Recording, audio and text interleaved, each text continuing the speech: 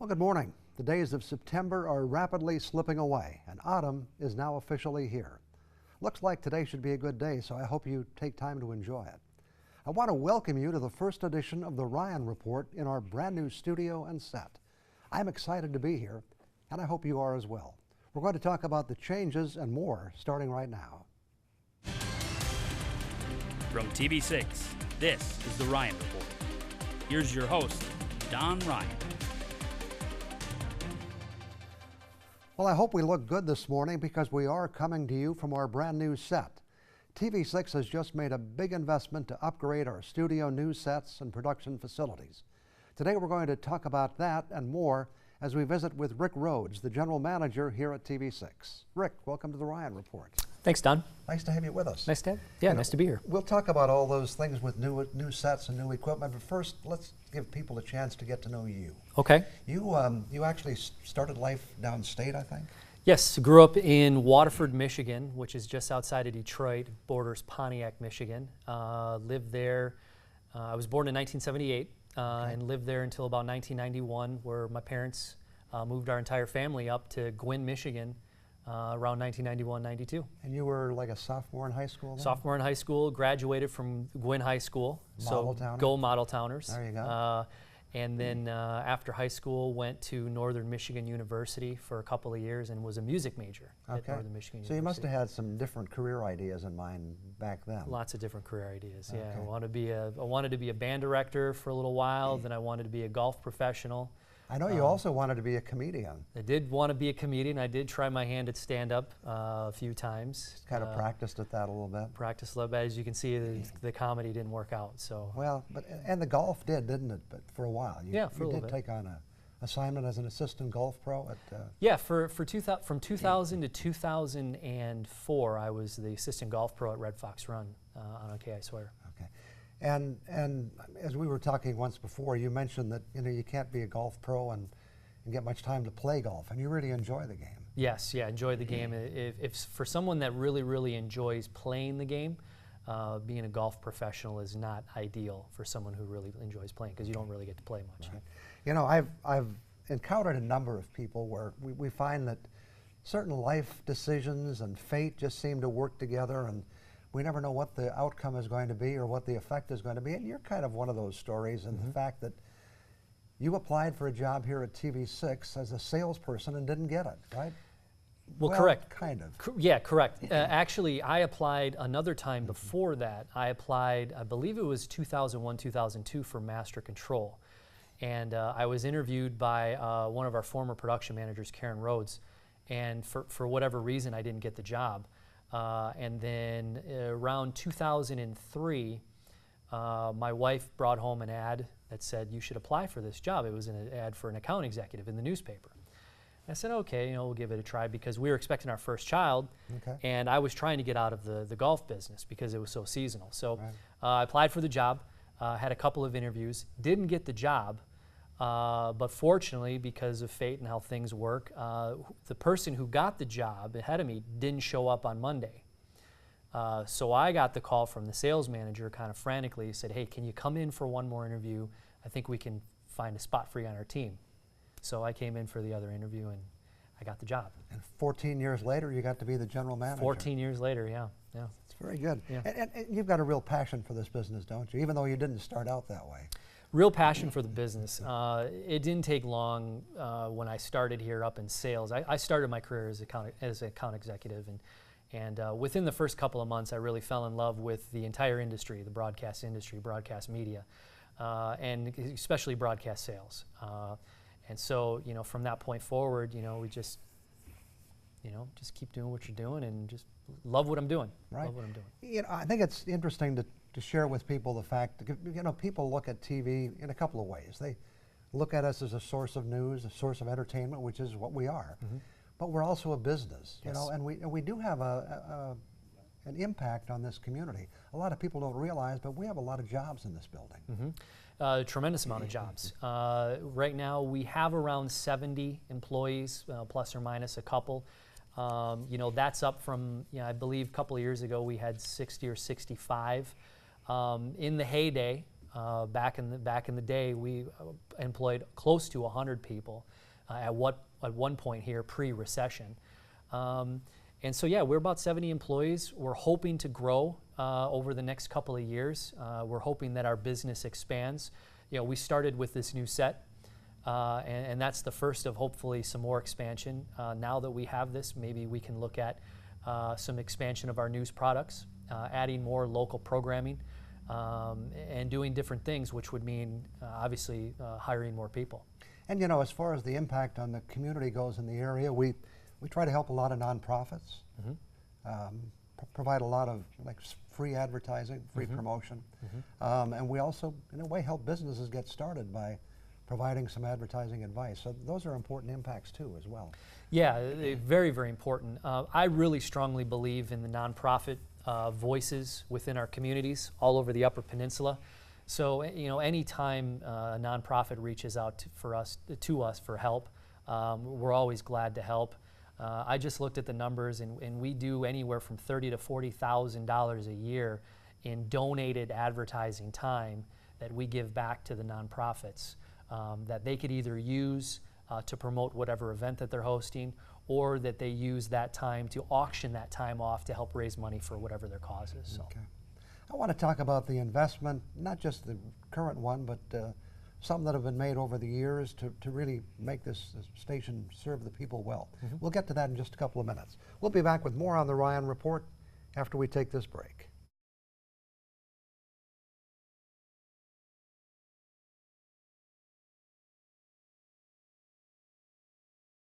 We're talking this morning with Rick Rhodes. Rick is the general manager here at the TV6.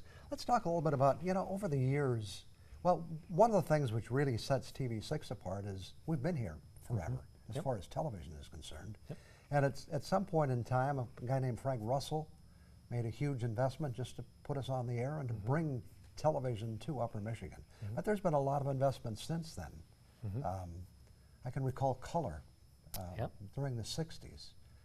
You're too young for that, but first we had network color and then local color. And there was a big investment when we had to move our tower because of the Tilden mine. That was a multi-million-dollar thing, but not multi-million-dollar, but a very expensive thing.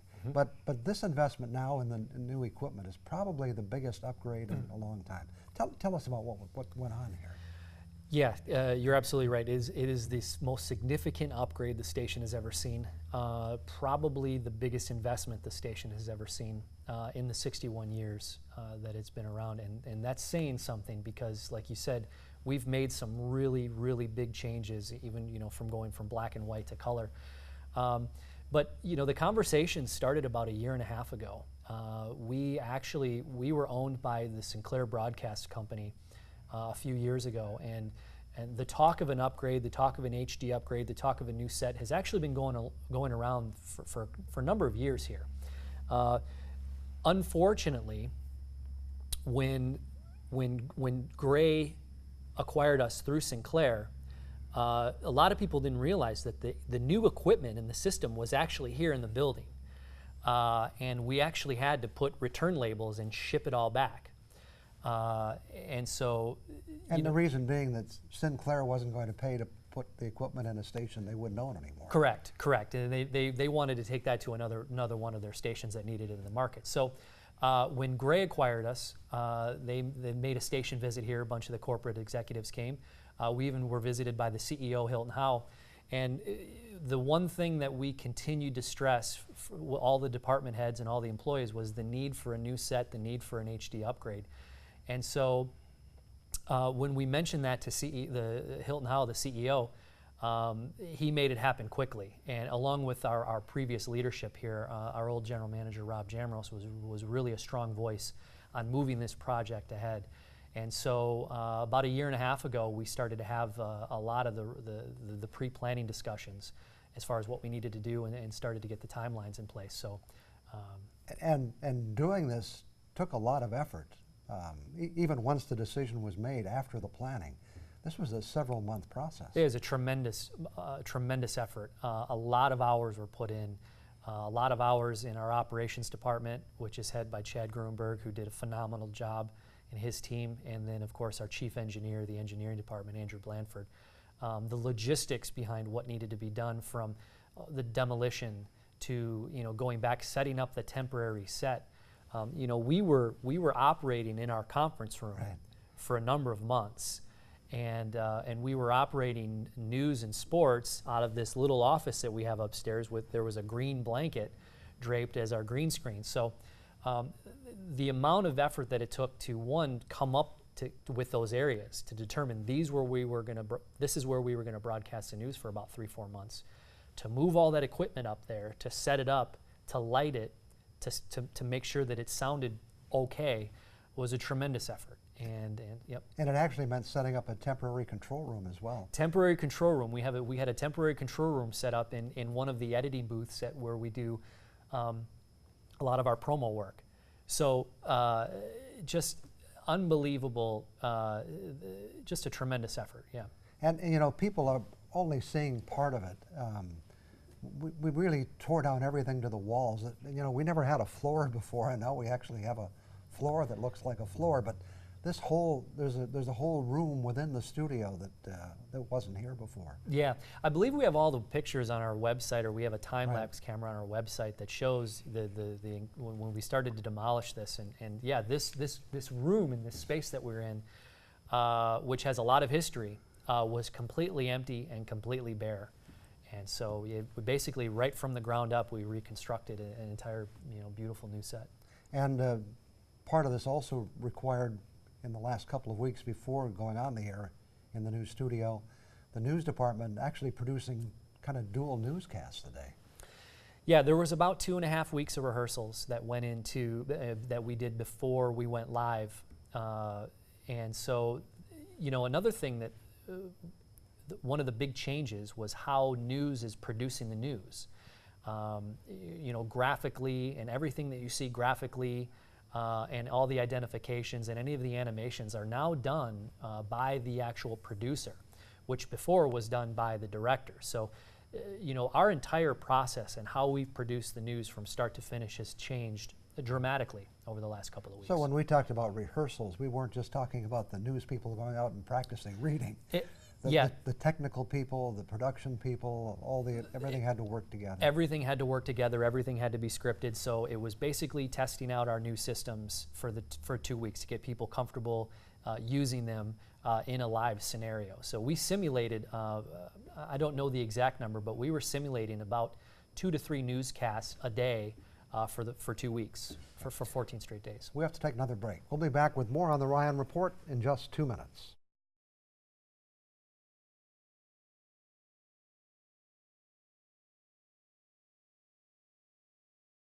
Again, we're talking with Rick Rhodes, General Manager here at TV6, talking about the new investment. Before we leave that, we didn't mention weather, and weather has been some pretty spectacular changes made there. Mm-hmm. Talk about those a little bit. Yeah, the new weather system that we have is the most state-of-the-art weather equipment, arguably in the region.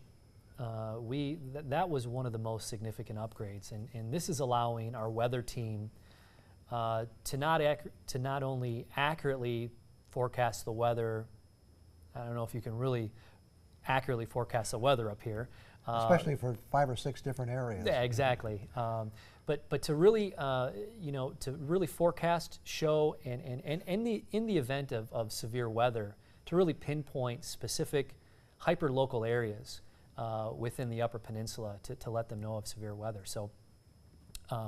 The stuff that they're capable of doing now to notify the community is really impressive. So it's not just that they look pretty, or not the meteorologists, but the graphics they use, but they have some better tools for forecasting as well. A lot better tools of forecasting, and of course a cleaner way of presenting it. So yeah. Let's talk a little bit about how, in a way, television has changed. Mm-hmm. I can think back to when I was a very young man in this business. Mm-hmm. And news was certainly important then, but so was network coverage and everything else the station had to offer. Mm-hmm. Now local is really important, isn't it? Mm-hmm. Very much so. Local. The networks are going to do what they're going to do, and whether that's they eventually, over the course of the next 5-10 years, or even longer than that, can cut their network affiliates and let the local stations do their own thing. And what I mean by that is because of over-the-top ways of broadcasting through Roku and streaming, the networks may do that. So we're on our own. So, we need to be on top of, providing the strongest local news, sports, and weather coverage in the market, which we already do, but also look at enhancing our local programming and growing that franchise. Programs like this are extremely important to the community. And doing more programs like the Ryan Report, doing more local broadcasts like our partnership with Michigan Tech in Northern Michigan and broadcasting the sporting rivalries is really important to the future of our business. The major difference between then and now that I was referring to, people only had, in fact, when I first started here, they had one choice for network programming. But now, I mean, they have hundreds of choices for national entertainment programming, but not that many choices for local programming. Correct. And that's what's so very important. Correct. Just an example, when I worked here, we had 3 people working in news. Yep. 3 people. And we had 1 news car. Now about half the staff is devoted to getting news on the air. Isn't that right? That is right. And we've got, how many news bureaus? 3? We have 3 news bureaus. We have, of course, our main bureau here. I call it the Beehive. And then we have bureaus in Escanaba, Iron Mountain, and Houghton. And part of our expansion too is expanding our news footprint is down the road. Looking at some of the outer areas that we could cover more of, and put news bureaus there. We're talking about news expansion, but that's just not a programming thing. That's also expanding our footprint into other markets. I mean, for example, does it make sense to put a bureau in Iron Mountain, or not Iron Mountain, but Ironwood? Does it make sense to put a bureau in Menominee? Does it make sense to expand our news footprint in areas that that we could be covering more of? Okay. Some other changes you've made that are important. You've made some changes to the upside. Yeah. What were your thoughts there? The upside is that was the first big change that we made. And first of all, the upside is a fantastic franchise that was developed and created by the previous general manager, Rob Jamros, and he used that as his editorial piece, and to really highlight people who give back within the communities. I've always thought that kind of program and that kind of theme belongs in our newscasts. And I've always felt that, instead of talking about these people and having a picture over the shoulder, I thought we need to go to the communities and we need to interview these people. We need to talk to the people who've nominated them, and we need to get them, showing them giving back to their communities. And instead of making it a 60-second soundbite, really expand it into a minute 30 news element. And the response that I've gotten from the community with those changes and from the people that we've highlighted has been overwhelmingly positive. So, even though you're in charge here, you rarely get a chance to get on the air and talk about your thoughts. We have about 30 seconds left. Anything else you really want to say to our audience when you have this opportunity? We appreciate their support, and we're committed to providing them the best product possible, and we're committed to evolving our product and growing and enhancing our product. This expansion, this new set, is really for the viewer, and so we're committed to growing, and we're committed to growing with them, and we also appreciate any feedback that they have. So we're here for them, and we appreciate it. So. And thanks for coming in this morning and talking about it. Yeah, thank you. We'll do it again sometime. Absolutely, thanks. I'll be back with some other thoughts for you after we take this break.